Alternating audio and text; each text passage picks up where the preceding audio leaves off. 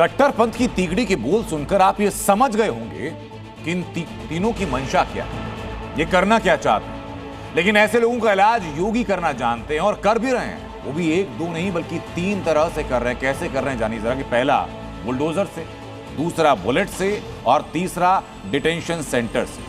Bulldozer अवैध मस्जिद, मजार, मदरसों में गरजता है, बुलेट आतंक फैलाने वालों पर चलती है और डिटेंशन सेंटर उनके लिए जो अवैध रूप से देश में घुस आए हैं और माहौल खराब करने की कोशिश कर रहे हैं। अब मैं आपको योगी का पहला इलाज दिखाता हूं जो अयोध्या में कभी भी शुरू हो सकता है, यानी बुलडोजर वाला इलाज। इलाज होना है एक अवैध मस्जिद का जो राम पथ के रास्ते में रोड़ा बनी हुई।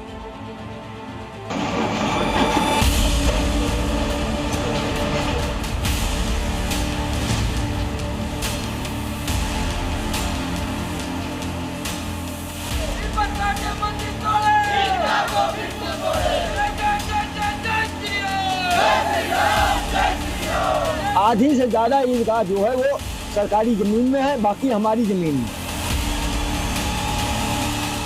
एक मस्जिद जो रास्ते में पड़ रही है उसको क्यों नहीं हटाया जा रहा है?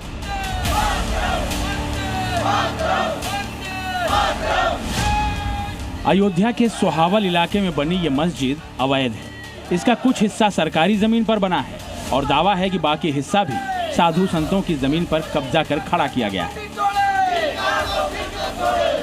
बड़ी बात यह है कि ये मस्जिद उस सड़क के चौड़ीकरण में रुकावट बन रही है जिसे रामपथ कहते हैं।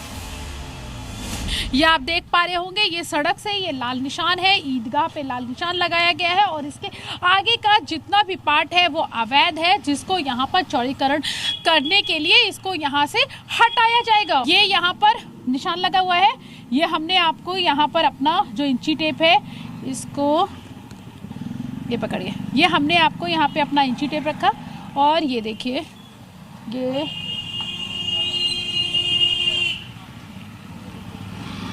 ये यहाँ पर सड़क है। कितना है यहाँ से 25 फीट जो है वो यहाँ पर है, यानी कि 9-7 मीटर के लगभग ये जो अवैध निर्माण है ये यहाँ पर किया गया है।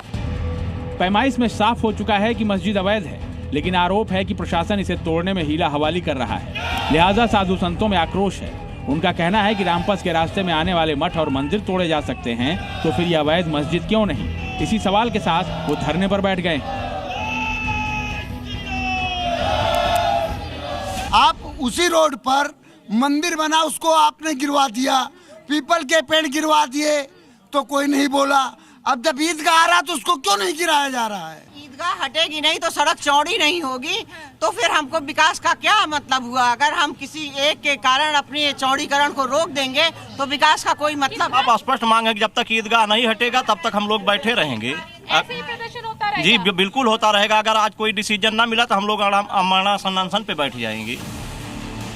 अवैध मस्जिद हो, मदरसा हो या फिर मजार, योगी का बुलडोजर तुरंत एक्शन में आता है। उसे ऐसे कब्जों को जमींदोज करने में जरा भी देर नहीं लगती। ऐसे ही अवैध कब्जों के जरिए कट्टरपंथ की नर्सरी को खाद पानी दिया जाता है और फिर यहाँ तो मामला रामकाज का है। लिहाजा साधु संतों के साथ हिंदू संगठनों ने भी मोर्चा खोल दिया है। ऐलान हो गया है कि जब तक मस्जिद नहीं टूटती धरना जारी रहेगा। तो हम लोगों ने ये ठाना हुआ है कि पहले उसको आप पैमाइश करके तुरंत उसको गिरवाइए। अगर अवैध रूप में है तो उसको तुरंत गिरा जाए, अवैध रूप में है वो। विश्व हिंदू परिषद ने यह संकल्प लिया कि पूज्य संतों के नेतृत्व में जब तक उस ईदगाह को वहां से हटा नहीं देंगे तब तक हम लोग यहीं पर बैठे रहेंगे। सनातनियों के तीखे तेवर देख प्रशासन भी हरकत में है और जल्द से जल्द उचित कार्रवाई का भरोसा दिला रहा है। उसमें सिर्फ एक ईदगाह को छोड़ के बाकी इधर से ये 40 किलोमीटर तक पूरा चौड़ीकरण हो गया है। ये एक ईदगाह मात्र उधर है, तो ये अवैध निर्माण है। बिल्कुल चौड़ीकरण में आ रहा है। 40 किलोमीटर रोड चौड़ीकरण हो चुका है, तो वो 7 मीटर ही बीच में क्यों छोड़ा जा रहा है? जैसे ही पैमाइश की कार्रवाई संपन्न होती है और रिपोर्ट आती है उसके आधार पर ही कार्रवाई करी जाएगी। पीडब्ल्यूडी विभाग को वही रिपोर्ट सौंप दी जाएगी। उनके स्तर से जो कार्रवाई होनी है वो नियमानुसार वो कार्रवाई करेंगे। अयोध्या में रामपथ के निर्माण के लिए 30 मंदिरों को हटाया गया था, जिनमें कई तो सैकड़ों साल पुराने थे। 3000 घर और दुकानें भी गिराई गई थीं। ऐसे में इस मस्जिद को अब तक ना हटाए जाने से माहौल गरमाया हुआ है। लेकिन सनातनियों को भरोसा है कि बाबा का बुलडोजर इंसाफ करने में अब देर नहीं लगाएगा। अवैध रूप से ये बनी मस्जिद बहुत जल्द अपने अंजाम तक पहुंचेगी। प्रीति श्रीवास्तव के साथ bureau report, ji media.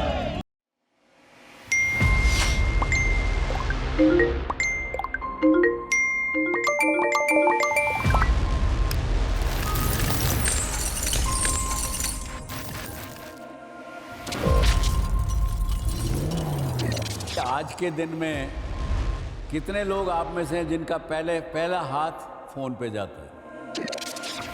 Everybody wants to demand your attention. This is the keyword. जो कंज्यूम करते हो आप इस डिजिटल टेक्नोलॉजी, कंज्यूम करने की जगह उसको इस्तेमाल करो क्रिएट करने की।